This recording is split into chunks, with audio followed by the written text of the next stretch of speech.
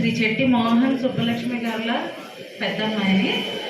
ఈరోజు మా నాన్నగారికి పదవీ విరమణ శుభాకాంక్షలు తెలియజేయడానికి వచ్చిన అందరికీ కూడా పేరు పేరున ధన్యవాదాలు.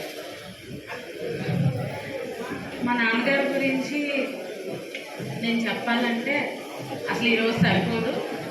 నేను ఈ అవకాశం కోసమే ఎదురు చూస్తూ ఉన్నాను.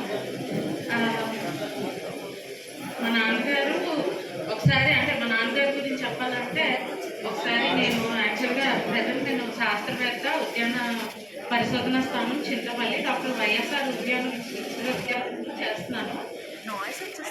ఒకసారి నేను చాలామంది రైతు సోదరుల్ని అలాగే ఎన్జిఓస్తోని వర్క్ చేస్తూ ఉంటాను.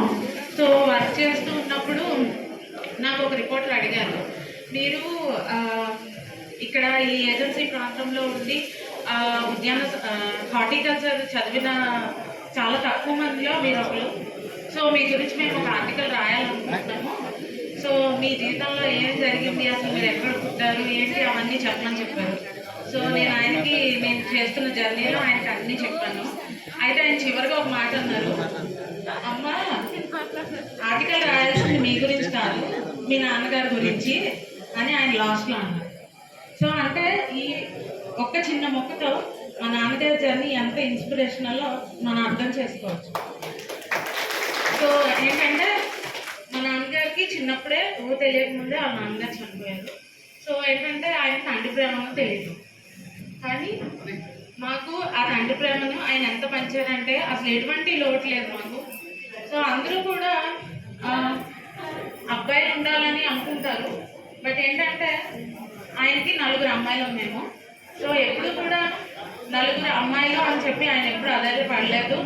ఎంతమంది అమ్మాయిని చదివించడమే చాలా ఎక్కువ, మీరు జాబులు ఇచ్చారు. కాకపోతే ఆయన ఏంటంటే కేవలం మమ్మల్ని నమ్మి, లేదు మా పిల్లలు నేను చెప్పిన మాట వింటారు అని చెప్పేసి ఆయన మాకు ఎక్కడో దగ్గర చదివించడం కాదు, మాకు నచ్చిన వృత్తి విద్యా కోర్సులు చదివించారు. సో ఆయన వల్లే మేము ఈ పొజిషన్లో ఉన్నామని నేను అనుకుంటున్నాను. సో ఈ విషయంలో మా నాన్నగారు అందరికీ ఆదర్శప్రాయులు. ఇది మాకు చిన్నప్పటి నుంచి ఆయన ఎప్పుడు కూడా ఈ కాలంలో ఏంటంటే వాళ్ళ పిల్లలకి తల్లిదండ్రులకి ఎటువంటి కమ్యూనికేషన్ లేదు ఈ కాలంలో మనం చూసుకున్నట్లయితే. కానీ ఏంటంటే ఆయన చిన్నప్పటి నుంచి మాకు ప్రతిరోజు ఉదయం పూట 1 గంట సేపు కూర్చోబెట్టి వార్తలు చదివించి అక్కడ విషయాలు చెప్తూ మాకు మంచి చెడులు అన్నీ నేర్పించి పెంచారు. అందువల్ల మేము ఇలా ఉన్నామని మేము అనుకుంటున్నాము. అలాగే ఆయన మాకు ఒక మాట చెప్పాము, నేను సేల్స్మెన్గా నా జీవితం మొదలు పెట్టాను. సో నా దగ్గర మీకు కొనడానికి ఆభరణాలు అవన్నీ అంత డబ్బులు లేవు, కాకపోతే నేను ఒకే ఒక ఆభరణం ఇస్తాను, అదే చదువు అన్నారు.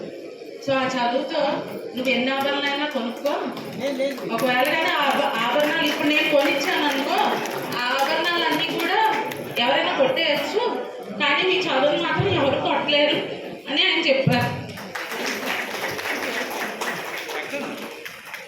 సారీ, అదొకటే కాదు, ఆయన సామాజిక సేవ అలాగే ఆధ్యాత్మిక సేవ రెండు కూడా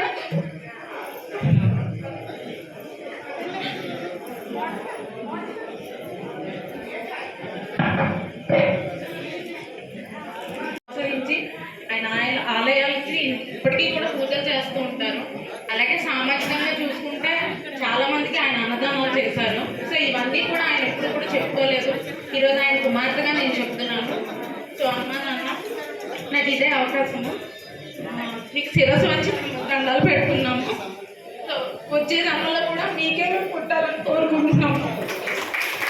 ఏదైనా ఈ జన్మలో మేము ఏదైనా మీకు తప్పు చేస్తుంటే మమ్మల్ని క్షమించండి. ఎప్పుడు మీకు ఏమంటో చెప్పలేదు, ఎంత ప్రేమ ఉన్నా కూడా we love you daddy, we love you mummy.